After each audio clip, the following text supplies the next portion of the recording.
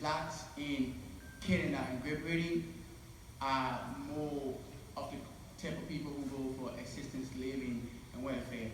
And they are,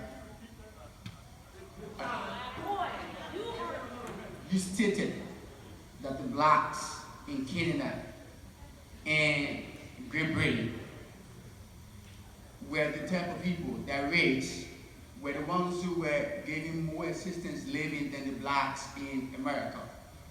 Well, that's what you stated, and I got it stated down. But let me just make a clarification. In accordance to the report conducted by the Department of Agriculture, the race in America in 2015 that has the highest support of assistance living and welfare is the white. 60% white, 30% black, 10% Hispanic, and Asian. That's not the reason that we act. This is my question. You talked about rights, and you say racism plays a major part in rights. Granted, but I'm surprised that Mr. Taylor, he did not mention the actual causes of those riots. If I can recall, I did research on riots, and if I can recall. And thank you very much, sir. May we please have a response, Mr. Taylor? Yes. He actually was given 10 seconds extra because he was asked to repeat or for clarity. Okay, so please, let's maintain order. I did not say that blacks in Canada or in Great Britain are more welfare dependent than blacks in the United States. I said that in terms of sociological profile, blacks in Canada and in Great Britain are very, very similar to blacks in the United States, despite the fact that the histories of those countries are completely different from the history of the United States in terms of slavery or segregation, Jim Crow. What I'm saying is that this reflects, in my view, something that is fundamental about different races and different groups. Now, when it comes to welfare dependency in the United States, you'll find that blacks are, if I recall correctly, they are about 4 or 5 times more likely than whites on a per capita basis to be getting some kind of government support. Hispanics are not too far behind, but Asians, interestingly enough, are less likely than whites to be getting some kind of government support.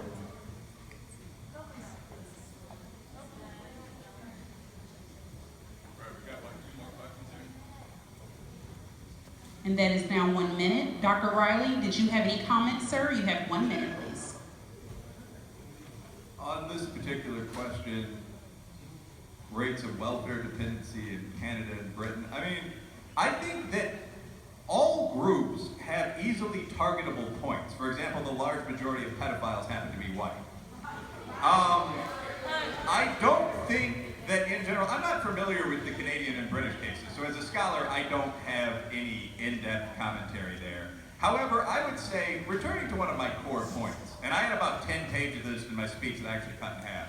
One of the things you've seen throughout the history of the United States is people coming to the United States and being described, the term paddy wagon comes from the car that Irishmen were thrown into by the police, being described as irrevocably damaged and harmed. Blacks were once all believed to have what was then called a submoron intelligence. Now the average black IQ is maybe 10 points below whites. I think that'll keep increasing as both culture and the level of prejudice in the country change. So, something like welfare dependency at present, I'd be curious what that was for many European groups, what the rate of alcoholism was for the Irish in 1870. Thank you very much, Dr. Reilly. Next question, 1 minute, sir. Hello, Dr. Reilly. You made a question. Yes. I assume Mr. Taylor gets some rebuttal time. Sure. All right. I just wanted to ask you about the. You made a statement about race mixing, about how it was a 200-year inevitability.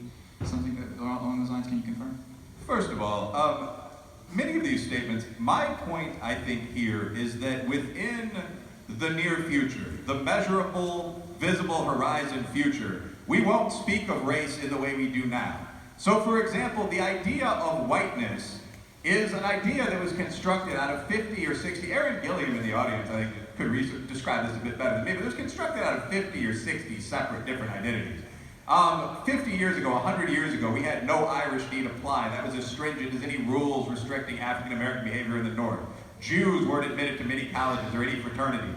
So the idea of white, that a curly-haired, black-haired Jewish man, and Duncan Adams with his blonde locks, people here that are obviously visibly 40-50% Indian here in Appalachia, the idea that all these people are white is an incredibly recent idea. And it's not really what I meant to ask. ask. What I meant to ask was you described all the benefits of a race-mixed society, and the other guy, I forgot his Taylor. Yeah. Jared Taylor, Mr. Taylor. Taylor described the benefits of a segregated society, and what I wanted to ask was, in a society in which everyone is slightly brown, and in a society where everyone is white, what would be the difference if everyone ate the same food and sang the same song? So what would be... Both arguments are, I feel, against diversity. If one tends towards everyone looking the same, what's the difference? What I'm arguing, so okay, that was a good question. What I'm arguing is that in our present time, racial diversity is an advantage for 3 reasons. 1, it provides us with resources that we wouldn't otherwise have. 2, it represents a positive step in the process of ending tribalism. You can have blacks, standard whites, and Irishmen together in a room and they're not killing each other with sticks. I like that. That wouldn't have been the case through probably World War I in this country. But third, I do think that one of the advantages of diversity today is that it helps us commingle into one human race. Now, the question is, would that one human race be diverse? Yes, I think there'd be an endless number of genetic combinations of humans that would result from it. I think some people might choose to have an Asian American girlfriend or boyfriend, others a black one. Some boys might choose to have a boyfriend. I don't think that the things we worry about now would be the things that we would define as categories of enmity, as what we fight over in 200 years. And thank you very much, Dr. Reilly. Mr. Taylor, did you have a response, sir? 1 minute. Yes, I do have a response. I think Professor Reilly's view is one that will absolutely slaughter diversity. He wants everybody to mix to the point where they're indistinguishable.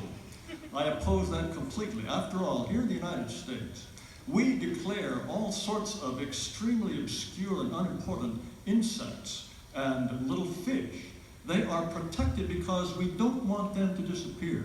Have any of you ever heard of the Kreshmar Cave mold beetle? Well, if you've got those mold beetles on your property, chances are the Department of the Interior won't let you build because we want to leave them alone.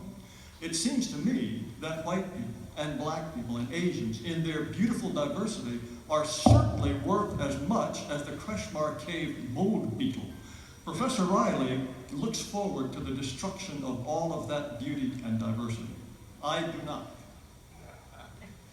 I have to say, it's always fun to debate a pro. That may be the best dip in twirl I've ever heard. And that is Jared 1 Taylor, minute. now Thank in you, support of gentlemen. diversity, boys. And because we do have an event that starts at 8 p.m., we must now take our final question. I will repeat, please make sure you continue this robust discussion online. I would ask that you hashtag KSU debate, KSU debate. Our final question, and please let's be respectful for those that are leaving out. Let's keep the noise to a minimum. Sir, 1 minute. My final question would obviously be for Mr. Taylor, and it's since you believe that racial diversity is a negative, can you admit that a lack of diversity would lead to the ignorance of other people, causing even more tension among them? In other words, you're suggesting that without diversity, we would be ignorant of others, and that leads to tension. Okay, well, we have 30 million Mexicans in this country. How much have any of you learned about Mexico as a result of that? We have a great many people from Guatemala and from Haiti. In your real, direct, actual human lives, have you learned a great deal about any of those countries because those people are here? I suspect, all right? I'll give you a quiz when we're finished on just how much you've learned. No, I do not think that diversity of that kind generally results in some kind of cultural awakening. If you wish to learn about Haiti or Guatemala, you can certainly do so without importing millions of people from those countries in order to give real live instruction to you. And I don't think that it's because you have a diverse country that you have a peaceful country. And thank you very much, Mr. Taylor. And Dr. Reilly, to finish and to conclude tonight, do you have a comment? You have 1 minute, sir. Sí, no soy fluente, pero se habla español bastante bueno y chino mandarín también. Me gusta mucho la salsa, el ranchero, los tacos y mi comunidad de Aurora Oeste y de Chicago. I chose to give my answer in Spanish because, like any true citizen of the world, I am comfortable dealing with those that choose to come against me and compete with me.